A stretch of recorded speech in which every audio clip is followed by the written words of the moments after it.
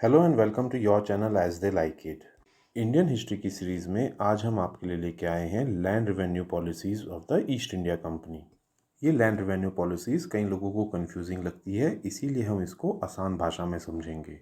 सबसे पहले आता है इजारेदारी सिस्टम, जिसको इंट्रोड्यूस किया था वॉरेन हेस्टिंग्स ने इन 1772। लेकिन ब्रिटिश ईस्ट इंडिया कंपनी की लैंड रेवेन्यू पॉलिसीज़ को समझने से पहले हमें जानना जरूरी है कि मुगल एम्पायर के टाइम पर क्या थी land revenue policies. Mughal empire में पूरी टेरिटरी को प्रोविंसेस में डिवाइड किया गया था, जिसको सूबा कहा जाता था, और हर सूबे का रेवेन्यू कलेक्शन करता था एक दीवान। तो बेसिकली दीवान का काम था हर प्रोविंस यानी सूबे से रेवेन्यू कलेक्ट करना और उसको मुगल एम्पायर की ट्रेजरी में जमा करना। ये रेवेन्यू कलेक्शन का काम दीवान खुद से नहीं करता था, बल्कि इसके लिए उसने आगे जमींदार्स रखे हुए थे, और इन जमींदार्स का वर्क था पीजेंट से कर वसूल करके दीवान को हैंडओवर करना। और इस काम के लिए जमींदारों को एक कमीशन दिया जाता था। बैटल ऑफ बक्सर के बाद 1764 में ईस्ट इंडिया कंपनी को मिल गई diwani rights of Bihar, Orissa and Bengal.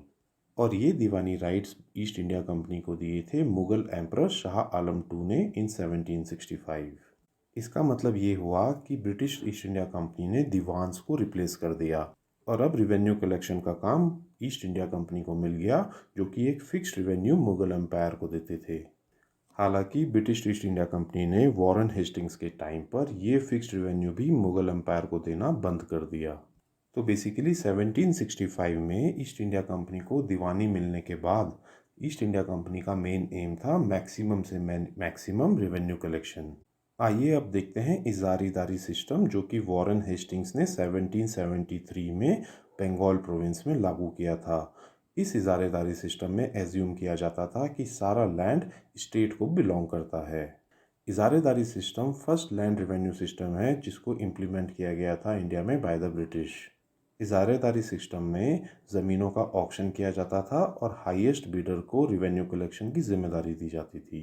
Basically इस सिस्टम में अर्लियर जो ज़मींदार्स होते थे जो कि टैक्स कलेक्ट करते थे, उनको रिप्लेस कर दिया गया बाय द हाईएस्ट बिडर। इसका मतलब ये हुआ जो एग्जिस्टिंग ज़मींदारी सिस्टम कंट्री में चला आ रहा था वो अब डिस्ट्रॉय हो रहा था, और इनकी जगह आ रहे थे न्यू टैक्स कलेक्टर्स जो कि पीजेंट से बिल्कुल भी रिलेटेड नहीं थे। इजारेदारी सिस्टम में सिर्फ एक ही क्राइटेरिया फॉलो किया जाता था कि जो बिडर हाईएस्ट बिड लगाएगा उसी को टैक्स कलेक्टर बना दिया जाता था। इनिशियली इसको 5 साल के लिए फिक्स किया गया था, बट 1777 में इसको वापस से एनुअली कर दिया गया था। इस सिस्टम में पीजेंट्स, शॉपकीपर्स और मर्चेंट टैक्सेस पे करते थे इजारेदार को, रेदर देन जमींदार्स। आइए अब देखते हैं इजारेदारी सिस्टम की क्या इम्प्लीकेशंस हुए। सबसे पहला और इम्पॉर्टेंट इम्प्लीकेशन था कि ज़मींदार्स को रिप्लेस कर दिया हाईएस्ट बिडर्स ने। ज़मींदार्स बेसिकली एक टू वे लिंक थे between the government and peasant, क्योंकि ज़मींदार्स का रिलेशन पीजेंट्स के साथ भी होता था और गवर्नमेंट के साथ भी होता था। अब ज़मींदार्स की जगह ले ली थी हाईएस्ट बिडर्स ने, जिनका सोल मोटिव था हाईएस्ट टैक्स कलेक्शन। उनका पीजेंट से कोई रिलेशन नहीं होता था, और इस कारण से जो two way important link zamindars बनाते थे वो ब्रेक हो गया। जहाँ तक ईस्ट इंडिया कंपनी की बात करें तो ईस्ट इंडिया कंपनी को भी इजारेदारी सिस्टम से कोई बेनिफिट नहीं हुआ। ऐसा देखा गया कि बिडर्स जनरली लैंड की कैपेसिटी से भी ज़्यादा बिड कर देते थे, और वो उसको बाद में कंपनी को रिटर्न नहीं कर पाते थे। ऐसा भी देखा गया कि कंपनी के ऑफिसर्स ही इनडायरेक्टली इस ऑक्शन में पार्टिसिपेट करते थे। इजारेदारी सिस्टम एंड हुआ जब लॉर्ड कॉर्नवालिस ने इंट्रोड्यूस किया permanent settlement system in Bengal, Bihar and Orissa. आइए अब जानते हैं basic features of the permanent settlement system. Izaredari system की वजह से cultivators as well as agriculture land दोनों की हालत बहुत ज़्यादा ख़राब हो गई थी। ईस्ट इंडिया कंपनी लैंड से मैक्सिमम रेवेन्यू चाहती थी। ऐसा इसलिए था क्योंकि ब्रिटिश ईस्ट इंडिया कंपनी इस समय एक्सपेंशनिस्ट फेज में थी और उसको बहुत ज़्यादा फंड्स चाहिए थे फॉर फंडिंग द वॉर्स। और लैंड से मैक्सिमम रेवेन्यू तभी आ सकता था जब लैंड पे कुछ इन्वेस्टमेंट की जाए, जो कि ब्रिटिश ईस्ट इंडिया कंपनी खुद से करने को तैयार नहीं थी। ऐसे में ईस्ट इंडिया कंपनी ने डिसाइड किया कि जो लैंड से सरप्लस रिसीव होगा उसको लैंड पर इन्वेस्ट किया जा सकता है। और दूसरा, ब्रिटिश ईस्ट इंडिया कंपनी को समझ में आया कि ज़मींदार्स की रिक्वायरमेंट बहुत ज़्यादा ज़रूरी है।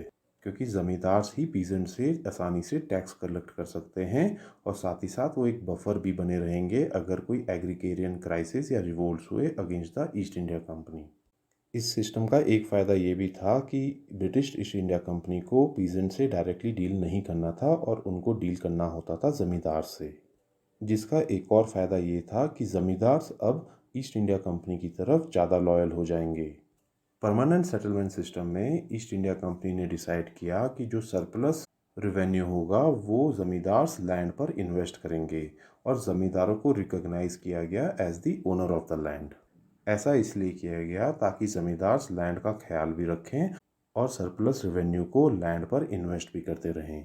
अब ये बात भी समझ लें कि अगर ईस्ट इंडिया कंपनी को मैक्सिमम रेवेन्यू चाहिए होता है तब ज़मींदार के पास इन्वेस्टमेंट करने के लिए सरप्लस रेवेन्यू बचेगा ही नहीं और इसीलिए ईस्ट इंडिया कंपनी ने डिसाइड किया कि वो रेवेन्यू को फिक्स कर देंगे। रेवेन्यू को फिक्स कर देने से कंपनी को एक तो रेगुलर इनकम मिलती रहेगी और ज़मींदारों के पास भी सरप्लस रेवेन्यू इकट्ठा होगा जिसको कि वो लैंड पर इन्वेस्ट कर सकेंगे।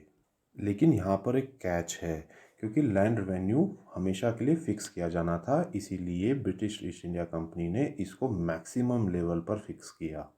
तो बेसिकली परमानेंट सेटलमेंट सिस्टम में ज़मींदार को लैंड का ओनर बना दिया गया और ये राइट ऑफ ओनरशिप हेरिडिटी भी था एज वेल एज ट्रांसफरेबल भी था।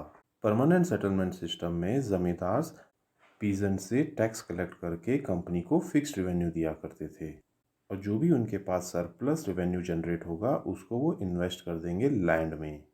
परमानेंट सेटलमेंट सिस्टम में कहा गया था कि अगर कोई जिम्मेदार डिफ़ॉल्ट करता है इन दी पेमेंट ऑफ रेवेन्यू तो कंपनी उसका लैंड कॉन्फिस्केट करके सेल भी कर सकती है। इस सिस्टम को परमानेंट सेटलमेंट सिस्टम इसलिए कहा गया क्योंकि यहाँ पर रेवेन्यू फिक्स था हमेशा के लिए। परमानेंट सेटलमेंट सिस्टम में गवर्नमेंट का शेयर होता था टोटल लैंड रेवेन्यू का 10/11 पार्ट और 1/11 पार्ट जाता था ज़मींदारों के पास। परमानेंट सेटलमेंट सिस्टम को लागू किया गया था West Bengal, Bihar, Orissa, UP, Andhra Pradesh and Madhya Pradesh. Permanent settlement system India के लैंड रेवेन्यू हिस्ट्री में एक नया मोड़ लेके आया क्योंकि इसमें पहली बार ज़मींदारों को लैंड का ओनर बना दिया गया। इससे पहले एंटायर हिस्ट्री में ज़मींदार सिर्फ टैक्स कलेक्टर का काम किया करते थे। आइए अब समझते हैं क्या थे sunset laws in the permanent settlement system. Permanent settlement system में रेवेन्यू सबमिशन का टाइम फिक्स होता था। ये इतना रिजिड सिस्टम था कि ज़मींदारों को पे करना होता था fixed revenue before the sunset और अगर वो सनसेट से पहले इनको पे नहीं कर पाते थे तो उनका लैंड इमीडिएटली ऑक्शन कर दिया जाता था टू द हाईएस्ट बिडर और इसी वजह से इन लॉज को कहा जाता है सनसेट लॉज। आइए ब्रीफ में देखते हैं परमानेंट सेटलमेंट सिस्टम के क्या एडवांटेजेस थी। सबसे पहली advantage British east India Company को ये थी कि उनको एक परमानेंट सपोर्टर्स मिल गए इंग्लिश रूल के ज़मींदारों के रूप में। इससे ब्रिटिश एम्पायर और भी ज़्यादा स्ट्रेंथन हो गया। अगर ज़मींदारों की बात करें तो उनके लिए ये फ़ायदा था कि वो लैंड के ओनर बन गए थे और ये लैंड के राइट्स हेरिडिटी भी थे और ट्रांसफरेबल भी थे। इन ज़मींदारों को फ्री कर दिया गया था from the responsibility of dispensing justice and maintaining peace and order और अब उनको कोई सक्सेशन ड्यूटी भी पे नहीं करनी होती थी। इस कारण से वो फ्रीली अपना पूरा टाइम एंड एनर्जी डिवोट कर सकते थे एग्रीकल्चर को।